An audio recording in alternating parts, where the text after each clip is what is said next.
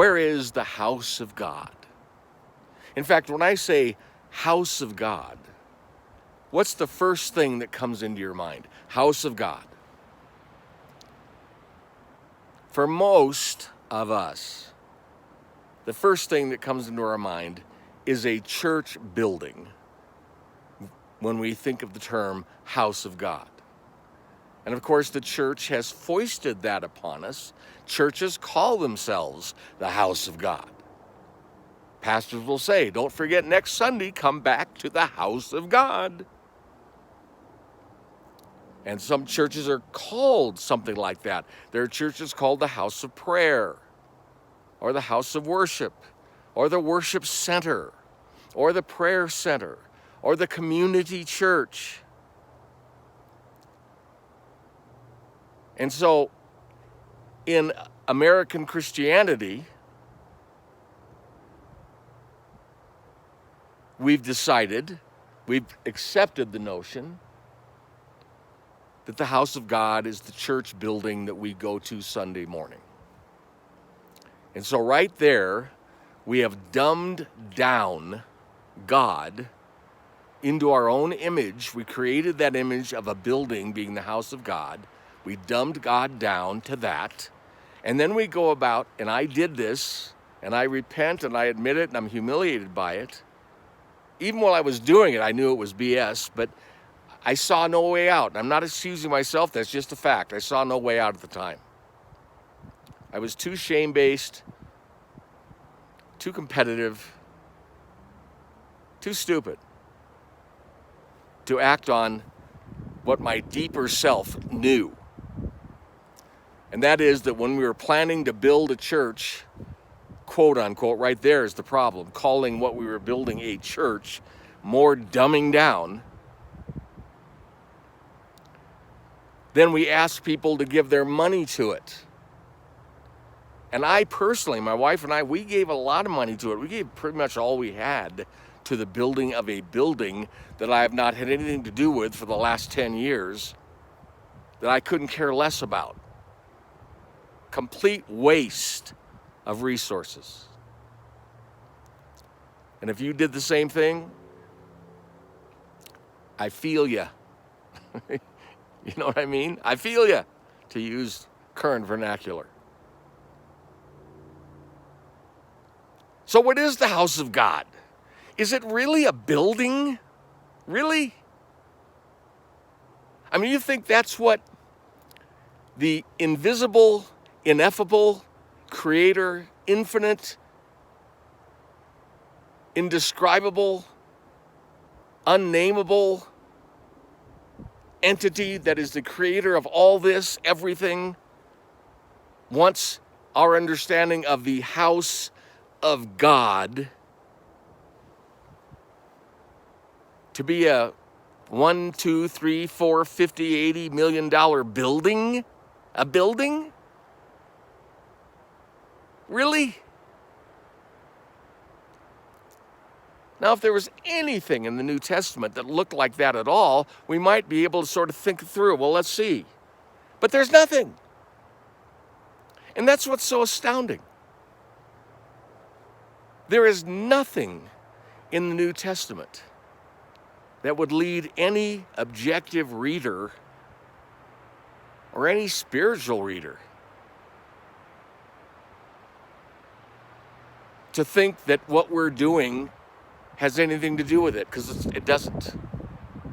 In fact, if I can say it, when you go to the house of God and call it the church, the called out ones, the koinonia community, I'm going to bet that you don't even know the names of the vast majority of people that go to the same house of God, koinonia, a called out ecclesia that you go to. Not only is it not the house of God, we don't even know each other. And so we go and sit like good Christians in a theater. Might as well be at the movies. There's no difference. There's no difference. It's a distraction. It's noise. It's a stimulus, an outside human-created stimulus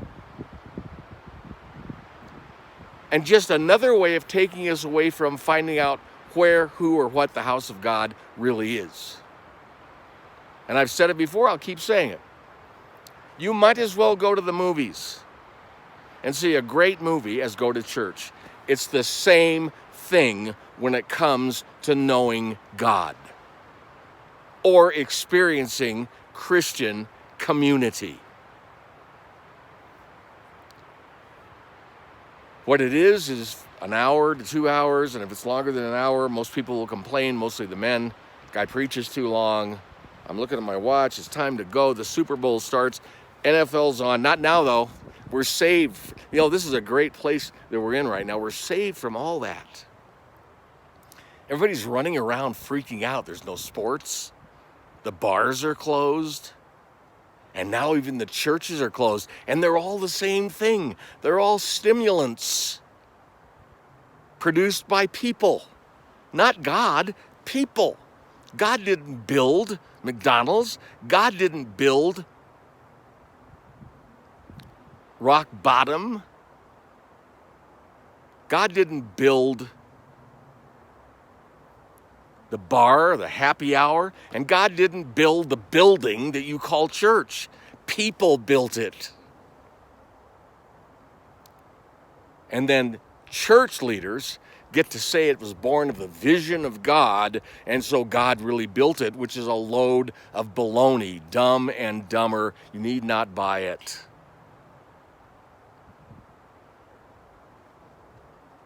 See, this guy, pastors are like generals, military generals, okay? Both the general and the pastor are in charge of a bunch of younger people, in most cases. And they tell the younger people or other people, depending whether they're older or not, but he's the general, so whether you're older or not, he's the general, and whether you're older or not, he's the pastor. The general, a pastor, tell people to go out in the field and do their stuff, kill the enemy. In the pastor's case, go out there and raise money, go out there and get more people to give money, go out there and give your money, go out and do the stuff so the general's agenda can be accomplished, which is to win the battle or win the war. And the pastor's agenda is to be successful and win the battle of his own fantasy and create what his own fantasy and his own insecurity and his own desire for some kind of a meaning or success or achievement in his life might be fulfilled. And the church member, like the army private, is the one that's going to make it happen for him. And the church people and the army both give their lives. The army guy gives his life literally, and the church person gives his life financially and time-wise, and wakes up 20 years later, 10 years later, 30 years later, and realizes that was just a complete waste, and it was.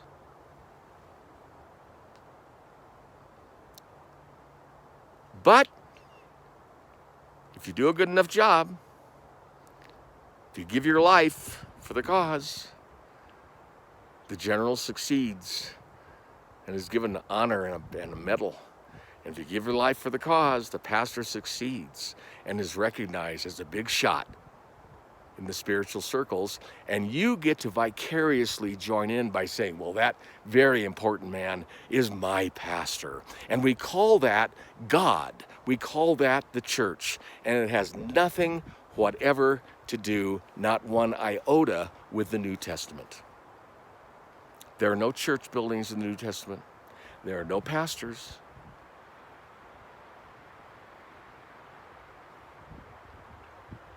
No building programs. No one guy telling everybody else what they're supposed to do. That doesn't exist. We invented all of it. And now, what a great opportunity. Because now it's all taken away.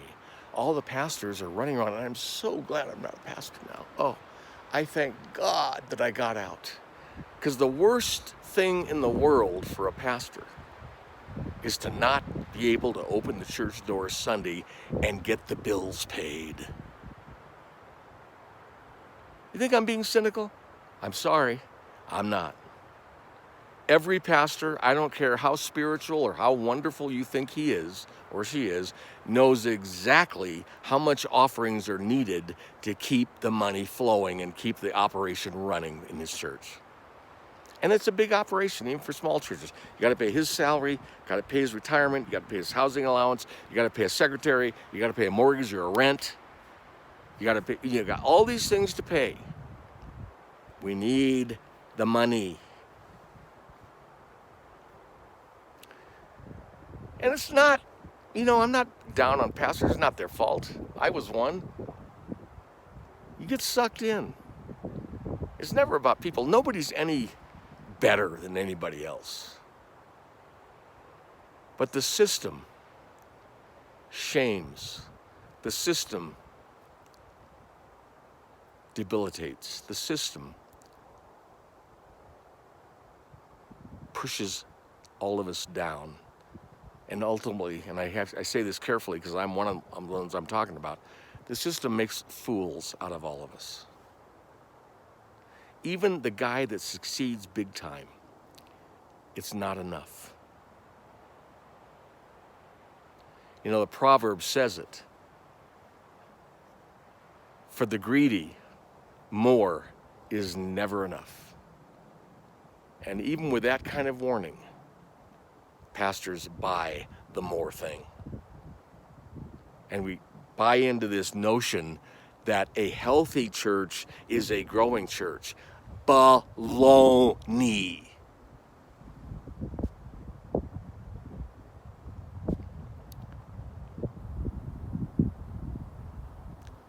Political tyrants amassed huge numbers of people. Does that mean it was a healthy movement? Of course not. I'm not saying any pastor is a political tyrant, but the growth in numbers has been a very seductive and pernicious lie that is spread throughout the church world. Why not be what you are? Well, I don't feel like I'm enough, so who cares? Enough for who? Be what you are.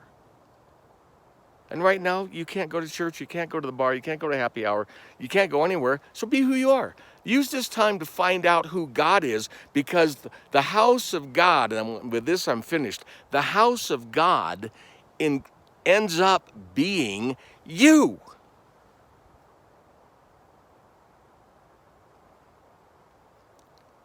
It is Christ in you, the hope of glory. Don't look here, don't look there. He's not in the wind. He's not in the earthquake. He's not in the fire. He is in the still small voice, which is heard from within, because that's where he is. Just be you. You're a nobody? Great. Be a nobody. Who cares? Just be you. Be sane. Sanity is seeing what is and seeing the false for the false. That's sanity.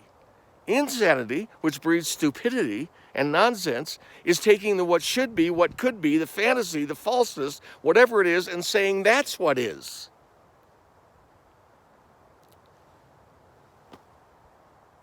Just be you. A unique, deeply important, but very simple creation of God.